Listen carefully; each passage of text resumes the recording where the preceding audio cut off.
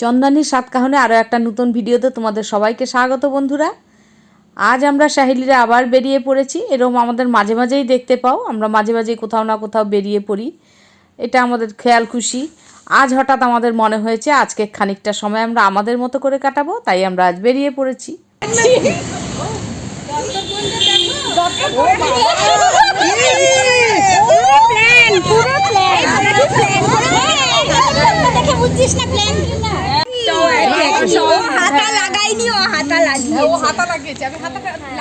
রিমি তাকা, রিমি তাকা।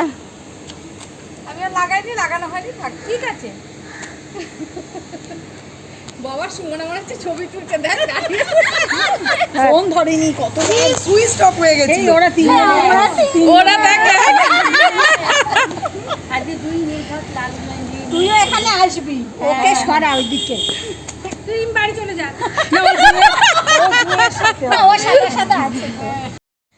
আমরা 8 জন, একটা গাড়িতে হবে না, তাই দুটো গাড়ি করে যাচ্ছি। একটা গাড়িতে গেছে চুচুন, কেকা, রিঙ্কুদি আর সুমনা, আর এই গাড়িটাতে আছে সুমি, আমি আর রিমি।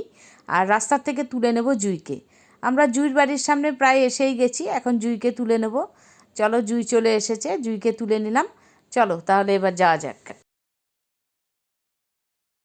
বাবা সানগ্লাস পরে ওইদিকে সেলফি তোলার জন্য ব্যস্ত।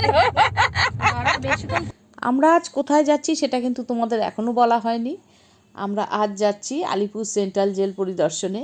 অনেক দিন থেকেই ভাবি যাব, কিন্তু আর যাওয়া হয়ে ওঠে না, তাই আমরা আজ ঠিক করেছি আজ আমরা যাবই। যাই হোক, সেই জন্য আমরা বেরিয়ে পড়েছি আজ। আলিপুর জেল আমাদের এখান থেকে বেশি দূরে না, মিনিট 15-20 লাগে গাড়িতে। আমরা চলে এসেছি, এখন আমরা নেমে যাব।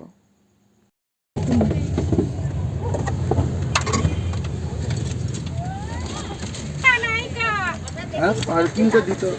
হ্যাঁ, পার্কিংটা এখনই দিতে হবে। আচ্ছা ঠিক আছে, পরে দেবো পার্কিং। তোর পেছনটা পুরো রাস্তা ঝাঁটাচ্ছে রে। হ্যাঁ, খুব নিচু করেছে ও, আমি ওখানে উঁচু করেছি।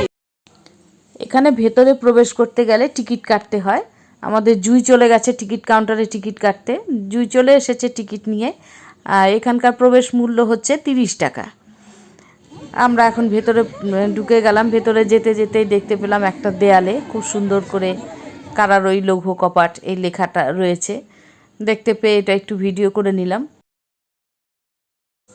এরপর আমরা এখান থেকে হাঁটতে হাঁটতে চলে গেলাম যেখানে ফাঁসি দেওয়া হতো, সেই ফাঁসির মঞ্চের সামনে, ফাঁসির মঞ্চটা দেখার জন্য ওখানে চলে গেলাম।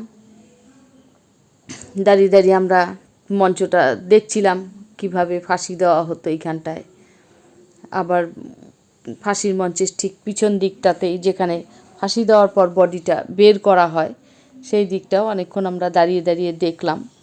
আর চারিদিকে বন্দে মাতরম গান ভেসে আসছে। মানে এই জায়গাটায় ঢোকার সঙ্গে সঙ্গেই মনটা কেমন একটা ভারাক্রান্ত হয়ে গেল। এই ফাঁসির মঞ্চের চারিদিকে যে দেয়াল আছে, সেই দেয়ালের গায়ে গায়ে যেসব স্বদেশীরা এখানে শহীদ হয়েছে তাদের সমস্ত ছবি, নাম লেখা সব কিছু দেয়া আছে। এটা আমরা দাঁড়িয়ে দাঁড়িয়ে ঘুরে ঘুরে দেখছিলাম। চলো তোমাদের গাছগুলো সাক্ষী মনে হয়, এটা মনে হয় সেই তখনকার সাক্ষী।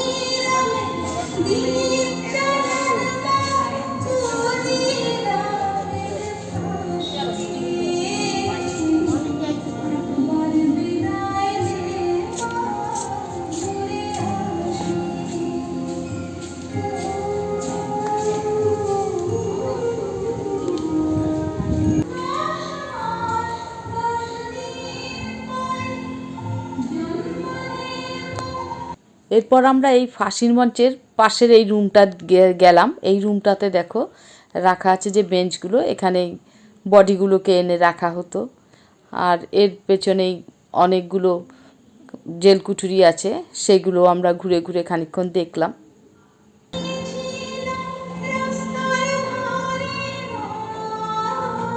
এখানেই খাই, এখানেই খাই।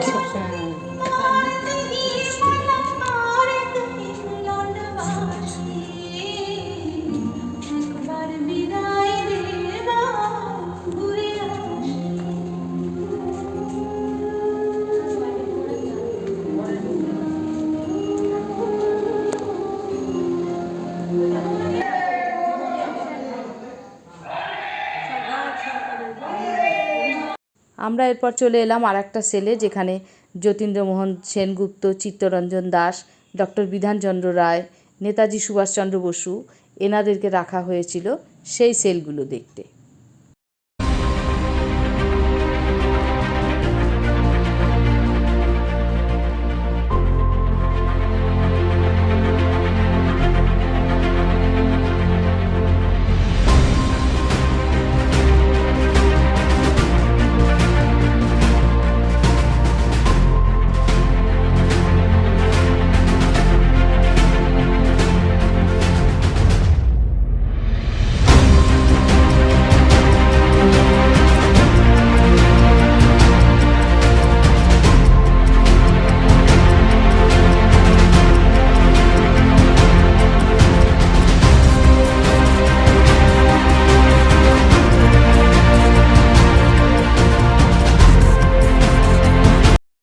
এরপর আমরা যে সেলগুলো দেখতে যাচ্ছি, এই সেলগুলো কিন্তু ভীষণ কষ্টের।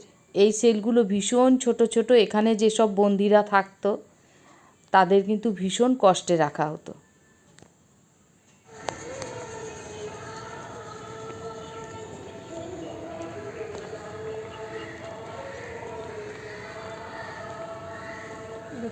এখানে খুব কষ্ট করে রাখতো সব বন্দিদের। দেখ রাত হলে কি হবে এবার ভাব, দিনের বেলায় এত অন্ধকার, তারপর হাওয়া বাতাস নেই না, বুদ্ধি করে করেওছে, যেদের কত কষ্ট দেওয়া যায়, যে কত কষ্ট।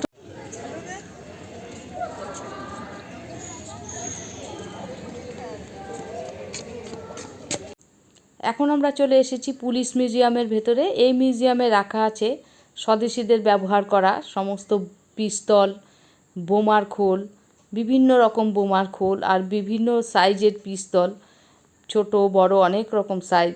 এবং একটা বই আছে দেখলাম, সেই বইয়ের ভেতরে পিস্তল লুকিয়ে রাখতো তখনকার সময় স্বদেশীরা, সেই যে বইটা, অনেক কিছু এইখানে সংরক্ষণ করে রাখা আছে। পুলিশ মিউজিয়ামটাও আমরা অনেকক্ষণ ঘুরে ঘুরে দেখলাম।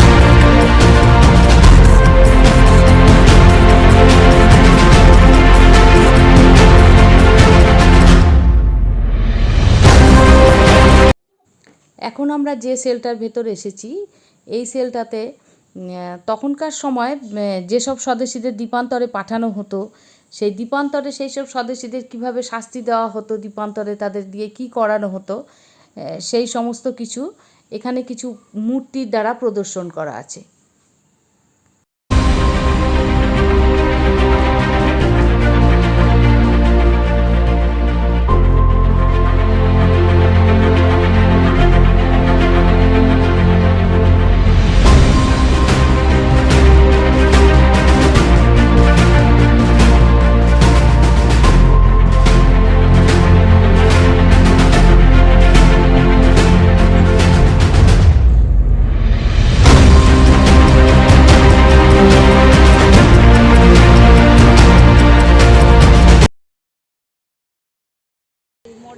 এখন চলে এসেছি আমরা ঐতিহাসিক কারাগার কক্ষে। এখানে বন্দীদের জীবনচর্চাগুলো মূর্তির দ্বারা প্রদর্শন করা আছে। কিভাবে বন্দীরা এই সব কারাগারে বন্দি থাকতো, কি করা হতো বন্দীদের, সেই সব দেখছিলাম আমরা ঘুরে ঘুরে। ভীষণ কষ্টে রাখা হতো। কেউ অসুস্থ হলে আরেকজন বন্দী কিভাবে তাকে সাহায্য করতো, সেই সব।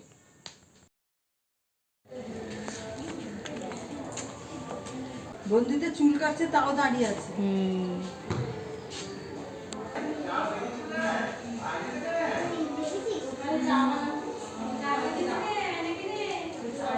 এইটুকু বিছানার মধ্যে থাকতো রে, কি করে না?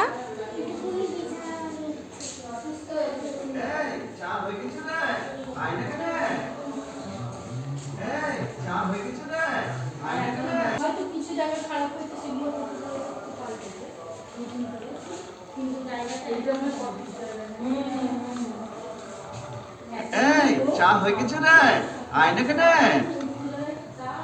এই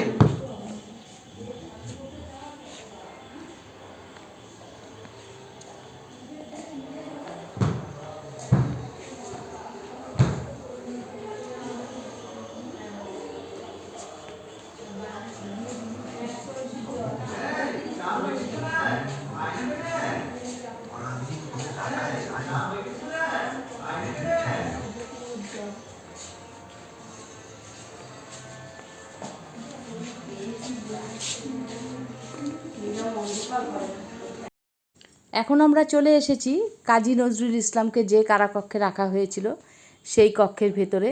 এখানে ঘুরে ঘুরে আমরা দেখছিলাম, এখানে সমস্ত দেয়ালে ওনার লেখা সমস্ত কবিতা সুন্দর করে লেখা ছিল, আর ছিল ওনার কিছু ছবি। আর কাজী নজরুল ইসলামের একটা মূর্তি এখানে বসিয়ে রাখা হয়েছে। বিভিন্ন ছবি এখানে।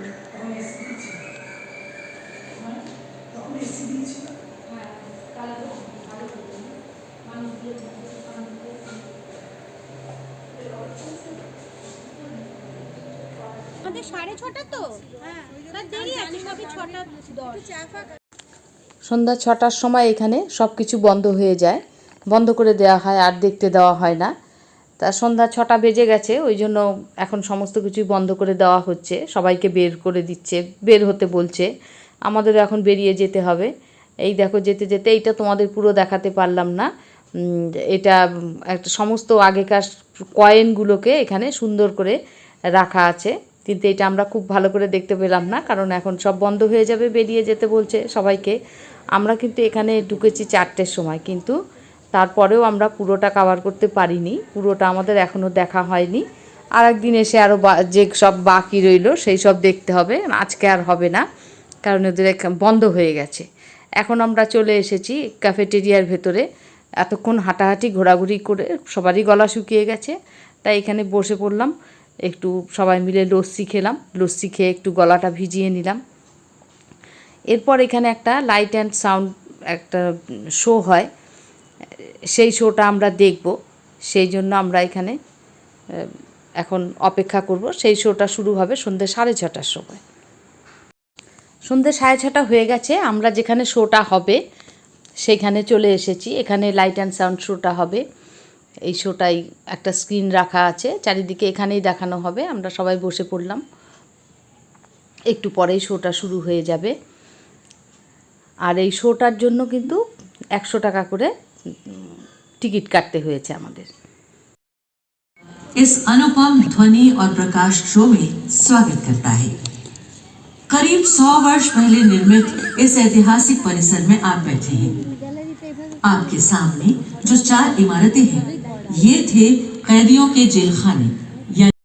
শোটা যখন শুরু হয় তখন ভিডিও করা নিষেধ, মোবাইল বন্ধ করে রাখতে হয়, তাই তোমাদের সঙ্গে শোটা শেয়ার করতে পারলাম না। এখন শোটা শেষ হয়ে গেছে।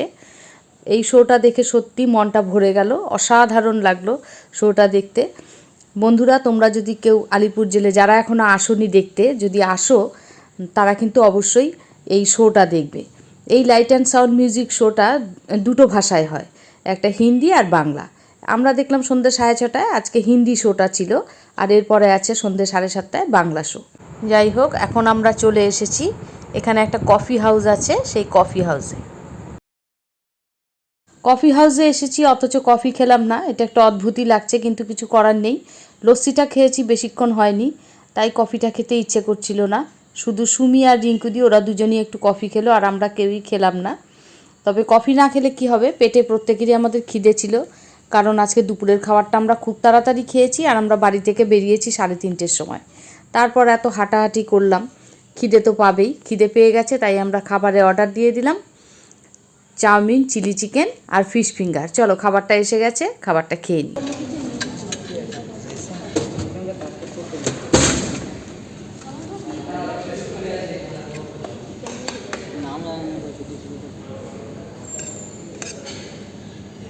তুমি আজকে আমাদের জন্য পিৎজা খেতে পারলো না, ওর তো ফেভারিট।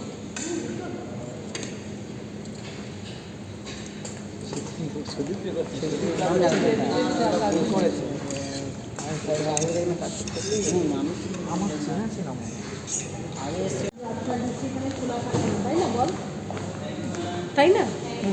আমরা তো জানতাম না যে 1টা অবধি খোলা থাকে, সেটা তো জানতাম না।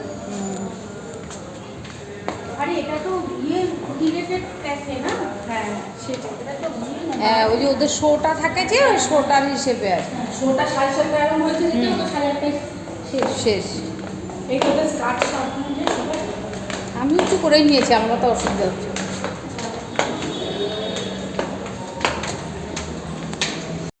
আজকের মতো আমাদের ঘোরাঘুরি এখানেই শেষ হয়ে গেল। এখন বাড়ি ফেরার পালা। আমরা যেমনভাবে এসেছিলাম যে গাড়িতে, সেভাবেই আমরা উঠে পড়লাম।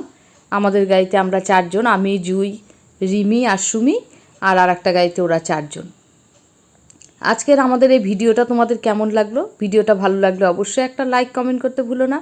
আর যেসব বন্ধুরা এখনও আমার চ্যানেলটা সাবস্ক্রাইব করনি, প্লিজ সাবস্ক্রাইব করে আমার পাশে থেকো। সবাই সুস্থ থেকো, ভালো থেকো। আজকের মতো ভিডিওটা এখানেই শেষ করছি। দেখা হচ্ছে আর একটা নতুন ভিডিওতে। সবাইকে টাটা।